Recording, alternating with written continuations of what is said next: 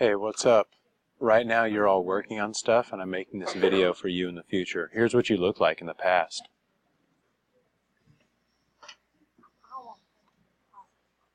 Whoa, things are so different now in the future, aren't they?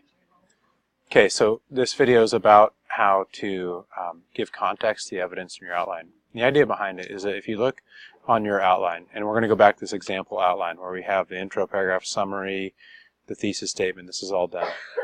We're going to go use this number 2 as an example. This is your first element of the text that created the theme.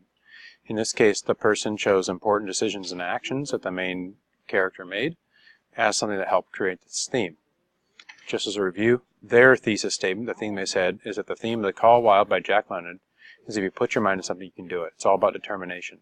So they had to select all this evidence to show how this character showed determination and how determination helps you do whatever you want to do.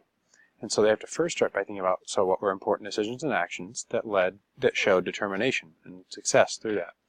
And they did that. Right here is a quotation. So the quotation they used was, "He was not so large. He weighed only 140 pounds. Hunting and kindred outdoor delights had kept down the fat and hardened the muscles." So at this point, when you get to here, you should have already done this. You should already have quotations that are ready to go. The next note you're making in your outline is context. And context is like, okay, so what was happening in the book at that point? Because if you think about your reader being unfamiliar with your text, your audience, the person who's going to read your essay, would have read this summary, and they have a bit of an idea, but they don't know what was happening at this moment in the text. So this part right here, explain the part of the book in your words, that's what you're going to be doing for this step.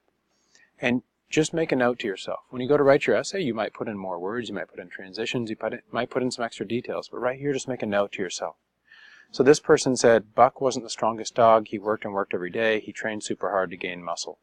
So this is this person's note about what was going on in the book when this happened. And then, I'm going to delete this analysis part because you're going to do that later. Here's the next one. So for B, which actually spans over 2 pages, right here to right here, the quotation they already had in place was, when Buck earned $1,600 in 5 minutes for Thornton by pulling 1,000 pounds, he made it possible for his master to pay off certain debts. This one's a really good example because if you think about a reader reading this, like, and you guys probably, you're reading this like, what's going on in the book?